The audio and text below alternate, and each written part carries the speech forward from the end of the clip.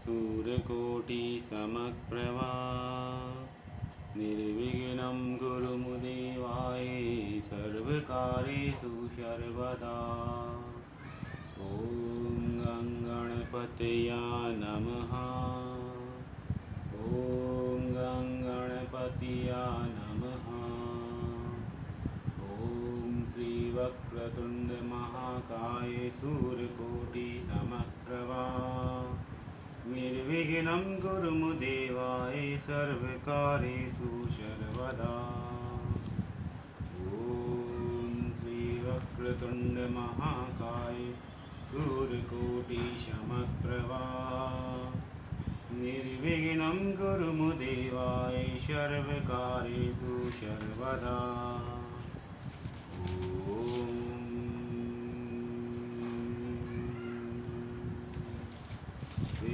वक्रतुण्ड महाकाय सूर्यकोटि समप्रभा निर्विघ्नं कुरु देवाय सर्वकार्येषु सर्वदा।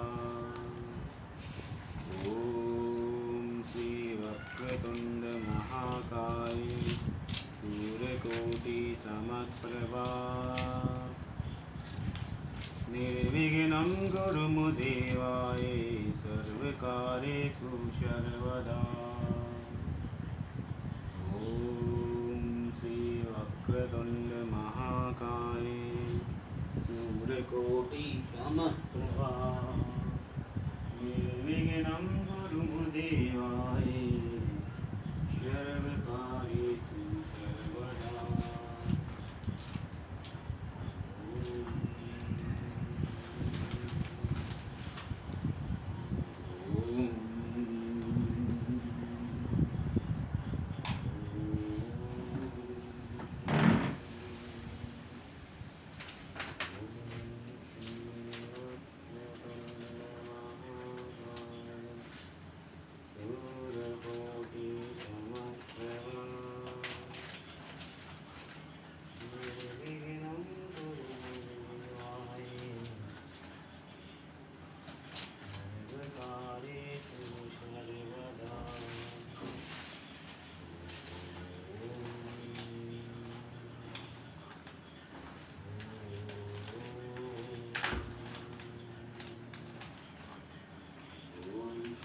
वक्रतुण्ड महाकाय सूर्यकोटि समप्रभा निर्विघ्नं कुरु देवाय सर्वकार्येषु सर्वदा।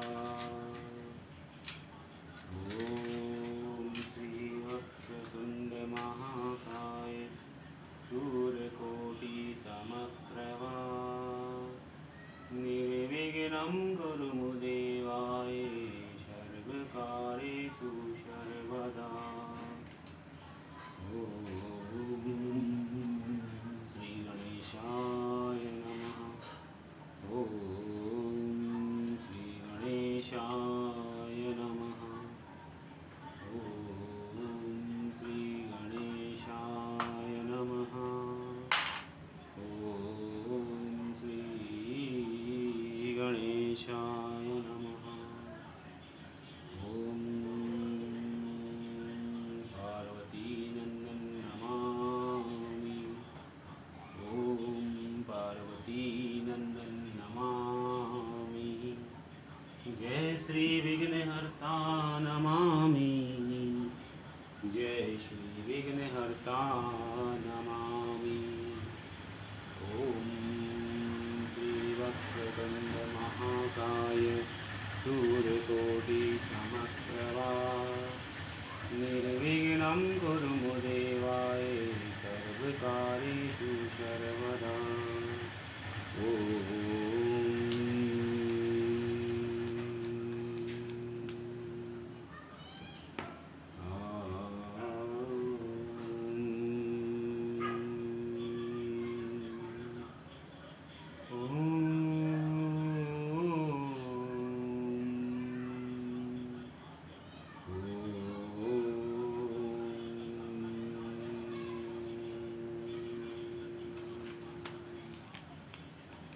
श्री हरि। श्री हरि श्री हरि श्री हरि श्री हरि श्री हरि श्री हरि श्री हरि।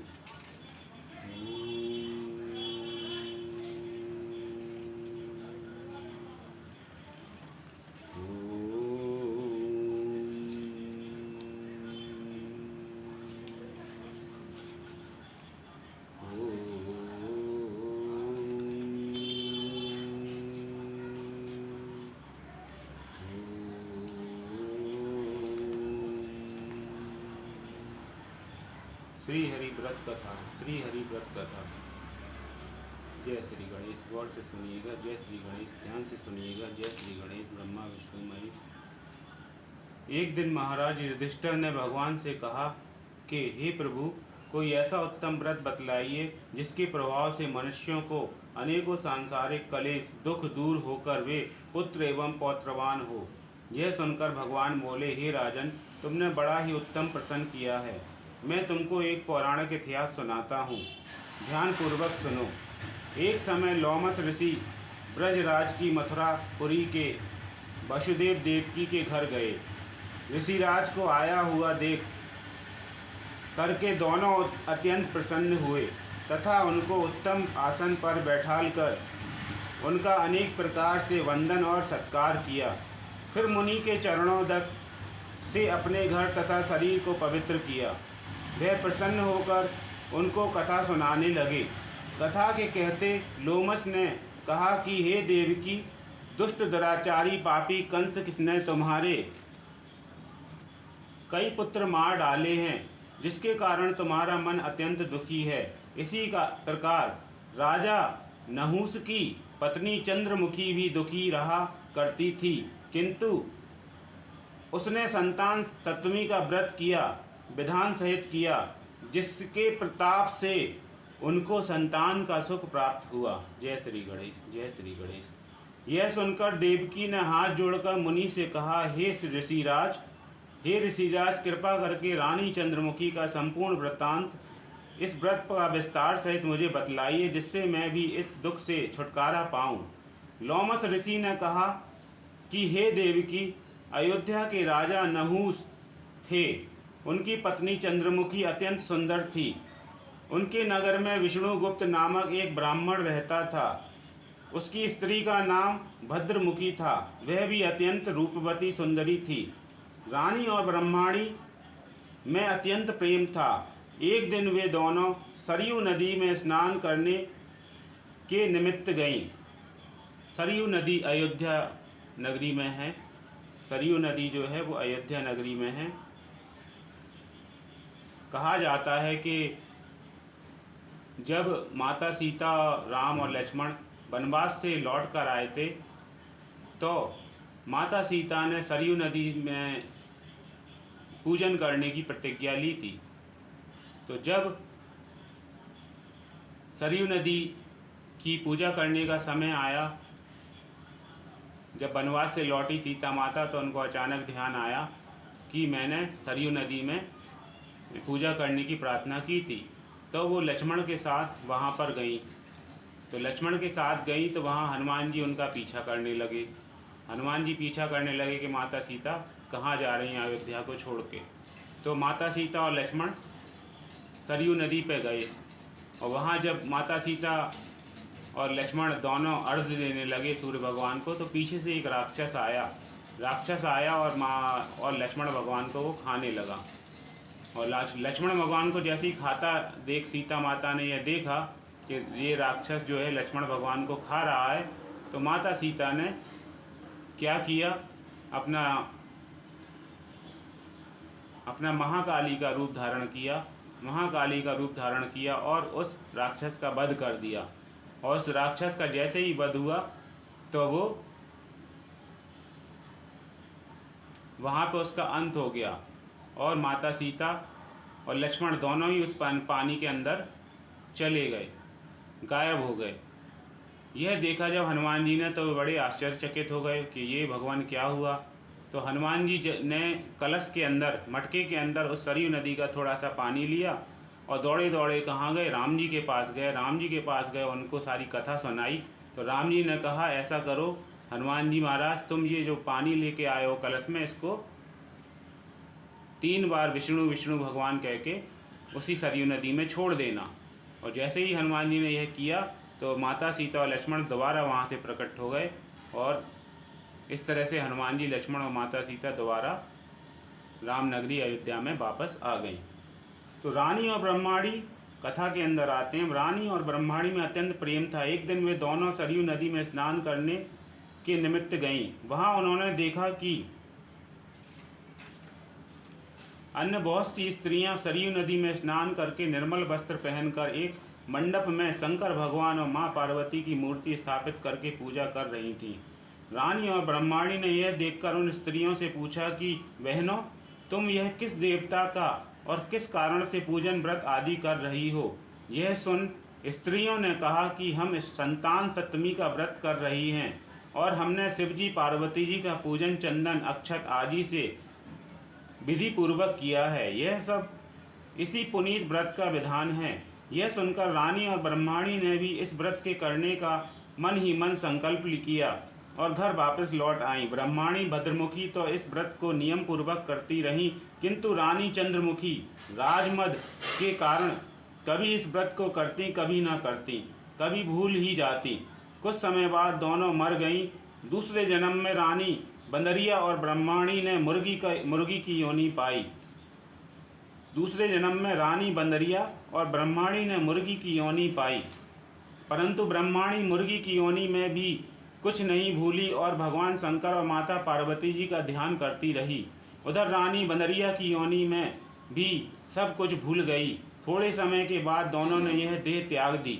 अब इनका तीसरा जन्म मनुष्य योनि में हुआ। उस ब्रह्माणी ने एक ब्रह्माणी के यहाँ कन्या के रूप में जन्म लिया और ब्राह्मण कन्या का नाम भूषण देवी रखा गया तथा विवाह गोकुल निवासी अग्निशील ब्राह्मण से कर दिया। भूषण देवी इतनी सुंदर थी कि वह आभूषण रहित होते हुए भी अत्यंत सुंदर लगती थी। अर्थात वह आभूषण नहीं पहनती थी, गहने, झुमके, पायल, नौलकाहार नहीं पहनती थी, फिर भी अत्यंत रूपवती, बहुत ही सुंदर दिखाई देती थी। भगवान कामदेव की पत्नी रति भी उनके सम्मुख लजाती थी। भगवान कामदेव की जो पत्नी रति हैं वो भी उन देवी के सामने क्या करती थी? शर्माती थी, लजाती थी। भूषण देवी के अत्यंत सुंदर और सर्वगुण संपन्न चंद्रमा के समान धर्मवीर, कर्मनिष्ठ, सुशील स्वभाव वाले 8 पुत्र उत्पन्न हुए। कितने पुत्र उत्पन्न हुए? 8 पुत्र उत्पन्न हुए। यह सब शिवजी के व्रत का पुनीत फल था। दूसरी ओर शिव विमुख रानी के गर्भ से कोई भी पुत्र नहीं हुआ, निसंतान दुखी रहने लगी। रानी और ब्रह्माणी ने जो प्रीति पहले जन्म में थी वह अब भी जब बनी रही। बालक की मृत्यु ना हुई, यह देखकर तो रानी अत्यंत ही आश्चर्यचकित हो गई और इस रहस्य का पता लगाने की मन में ठान ली। भगवान की पूजा से निवृत्त होकर जब भूषण देवी आई तो रानी ने उससे कहा कि मैंने तेरे पुत्रों को मारने के लिए इनको जहर मिलाकर लड्डू खिला दिए, किंतु इनमें से एक भी नहीं मरा। तूने कौन सा दान पुण्य व्रत किया है जिसके कारण तेरे यह पुत्र नहीं मरे? राधे श्री राधे, राधे श्री राधे, जय जय श्री राधे, जय जय श्री राधे। जिनके कारण तेरे यह पुत्र नहीं मरे, तू नित नए सुख भोग रही है, तेरा बड़ा सौभाग्य है, तेरा बड़ा सौभाग्य है देवी। इनका भेद तू मुझसे निष्कपट होकर समझा, मैं तेरी बड़ी ऋणी रहूंगी। रानी के ऐसे दीन वचन सुनकर भूषण ब्रह्माणी कहने लगी, सुनो, तुमको 3 जन्म का हाल कहती हूँ, सो ध्यान पूर्वक सुनना। पहले जन्म में तुम राजा नहूस की पत्नी थी और तुम्हारा नाम चंद्रमुखी था, मेरा भद्रमुखी था और मैं ब्रह्माणी थी। हम तुम अयोध्या में रहते थे और मेरी तुम्हारी बड़ी प्रीति थी। एक दिन हम तुम दोनों सरयू नदी में स्नान करने को गए और दूसरी स्त्रियों का संतान सप्तमी का उपवास, शिवजी का पूजन अर्चन करते देखकर हमने इस उत्तम व्रत को करने की प्रतिज्ञा ली थी, किंतु तुम सब भूल गई और झूठ बोलने का दोष तुमको लगा, जिसे तुम आज भी भोग रही हो। मैंने इस व्रत को आचार विचार सहित नियम पूर्वक सदैव किया और आज भी करती हूँ। दूसरे जन्म में तुमने बनरिया का जन्म लिया तथा मुझे मुर्गी की योनि मिली। भगवान शंकर की कृपा से इस व्रत के प्रभाव तथा भगवान को इस जन्म में भी ना भूली और निरंतर उस व्रत का नियम पूर्वक करती रही। तुम अपने बंदरिया के जन्म में भी भूल गई। मैं तो समझती हूँ कि तुम्हारे ऊपर यह जो भारी संकट है उसका एकमात्र यही कारण है और दूसरा कोई इसका कारण नहीं है। इसलिए मैं तो कहती हूँ कि आप सब संतान सप्तमी का व्रत को विधि पूर्वक करिए, जिससे तुम्हारा यह संकट दूर हो जाएगा। लोमस ऋषि ने कहा, हे देवकी, भूषण ब्रह्माणी के मुख से अपने पूर्व जन्म की कथा तथा व्रत संकल्प इत्यादि सुनकर रानी को पुरानी बातें याद आ गईं और पश्चाताप करने लगी तथा भूषण ब्रह्माणी के चरणों में पड़कर क्षमा याचना करने लगी और भगवान शंकर पार्वती जी के अपार महिमा के गीत गाने लगी। उस दिन से रानी ने नियमानुसार संतान सप्तमी का व्रत किया, जिसके प्रभाव से रानी को संतान सुख भी मिला तथा संपूर्ण सुख भोग करना रानी शिवलोक को गई। भगवान शंकर के व्रत का ऐसा प्रभाव है कि पदभ्रष्ट मनुष्य भी अपने पद पर अग्रसर हो जाता है और अनंत ऐश्वर्य भोग कर मोक्ष प्राप्त करता है। लोमस ऋषि ने फिर कहा कि देवकी, इसलिए मैं तुमसे भी कहता हूँ कि तुम भी इस व्रत को करने का संकल्प अपने मन में करो, तो तुमको भी संतान सुख मिलेगा। इतनी कथा सुनकर देवकी माता तथा हाथ जोड़कर लोमस ऋषि से पूछने लगी, हे ऋषिराज, मैं इस पुनीत उपवास को अवश्य करूंगी, किंतु आप इस कल्याणकारी एवं संतान सुख देने वाले उपवास का विधान, नियम, विधि आदि विस्तार से समझाइए। यह सुनकर ऋषि बोले, हे देव की, यह पुनीत उपवास भादों के महीने में शुक्ल पक्ष की दशमी के दिन किया जाता है। उस दिन ब्रह्म मुहूर्त में उठकर किसी नदी अथवा कुआं के पवित्र जल में स्नान करके निर्मल वस्त्र पहनिए चाहिए। श्री शंकर भगवान तथा जगदम्बा माँ पार्वती जी की मूर्ति की स्थापना करें। इन प्रतिमाओं के सम्मुख सोने चांदी के तारों का अथवा रेशम का एक गंडा बनावें। उस गंडे में 7 गांठें लगानी चाहिए। इस गंडे के धूप दीप अष्टगंध से पूजा करके अपने हाथ में बांधें और भगवान शंकर से अपना मनोकामना सफल होने की प्रतिज्ञा लें। तदंतर 7 पुआ बनाकर भगवान का भोग लगावें और 7 ही पुआ एवं तथा सोने अथवा चांदी की अंगूठी बनाकर इन सबको एक तांबे के पात्र में रखकर और उनका विधि पूर्वक पूजन करके सदाचारी धर्मिष्ठ सत्यान किसी भिखारी ब्राह्मण या महापुरुष देवी देवताओं को दान करना चाहिए। उसके पश्चात 7 पुआ स्वयं प्रसाद के रूप में ग्रहण करें। इस प्रकार इस व्रत का पारायण करना चाहिए। श्री राधे, जय जय श्री राधे, जय श्री कृष्ण। ओम नमः शिवाय, महाशिवाय, सदा शिवाय। प्रति साल की शुक्ल पक्ष की सप्तमी के दिन हे देव की, व्रत को इस प्रकार नियम पूर्वक करने से समस्त पापों का नाश होता है और भाग्यशाली संतान उत्पन्न होती है तथा अंत में शिवलोक की प्राप्ति होती है। हे देवकी नंदन, हे यशोदानंदन, हे गुरुदेव प्रियकांतजू महाराज, हे गुरुदेव प्रियकांतजू महाराज, मैंने तुमको संतान सप्तमी का व्रत संपूर्ण विधान विस्तार सहित वर्णन किया है।